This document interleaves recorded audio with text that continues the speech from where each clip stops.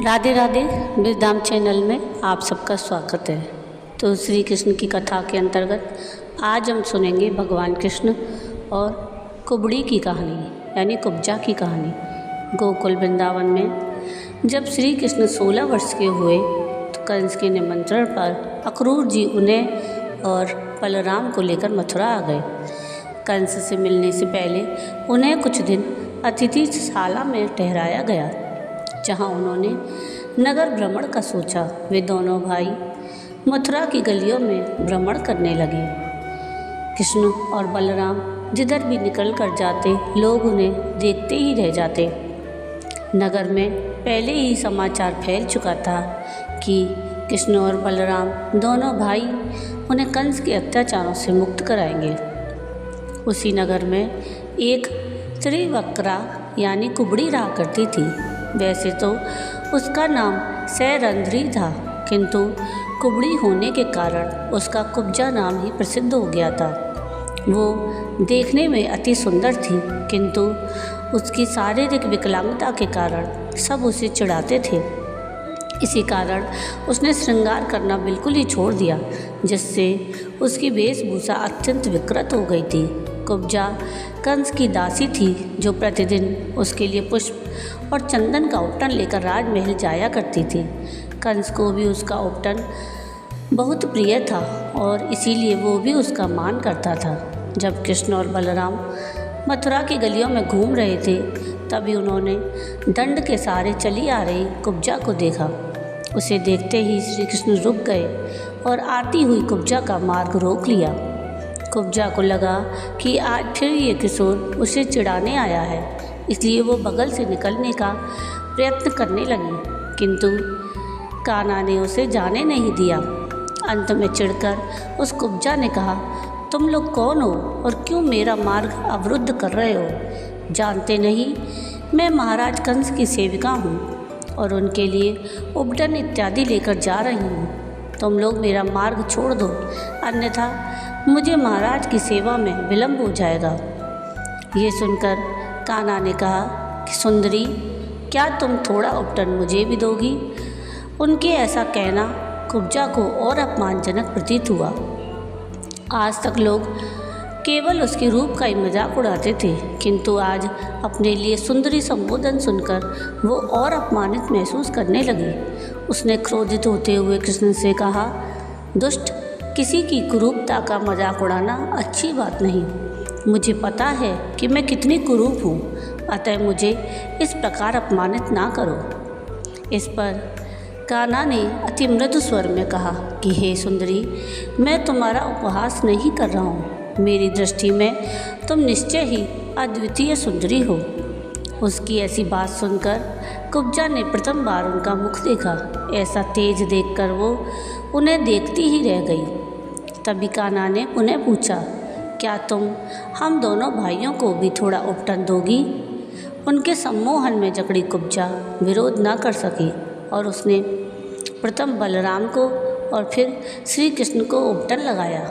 वो कृष्ण की माया में इतनी खो गई कि उसे पता ही नहीं चला कि महाराज कंस का सारा उपटन समाप्त हो चुका है। उसे अब इसकी चिंता भी नहीं थी।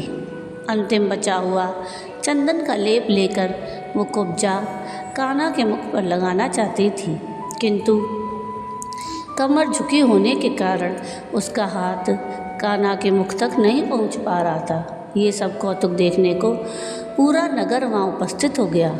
आते जाते लोग रुक रुक कर ये दृश्य देखने लगे। तब कुब्जा ने श्री कृष्ण से अनुरोध किया कि वो थोड़ा झुकें ताकि वो उन्हें चंदन का लेप लगा सके। इस पर श्री कृष्ण ने अचानक ही उसके पैर को अपने अंगूठे से दबाया और अपनी तर्जनी उंगली से कुब्जा की ठोड़ी पकड़कर उसे एक झटके में उठा दिया।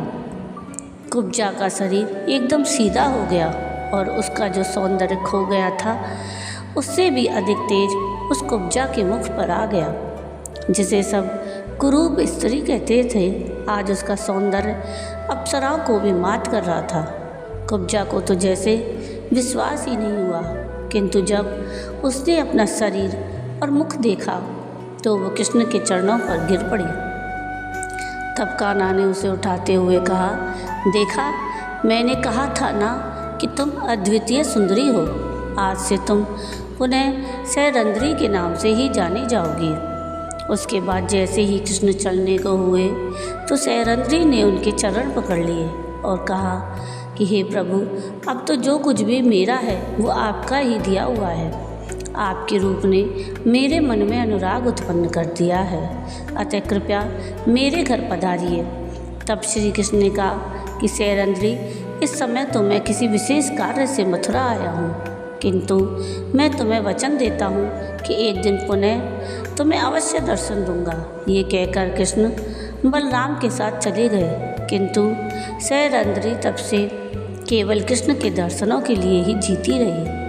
बहुत काल के बाद कृष्ण ने अपना वचन निभाया और जरासंध के आक्रमणों से तंग आकर मथुरा छोड़ने से पहले वे उद्धव के साथ सैरंध्री के घर पहुँचे।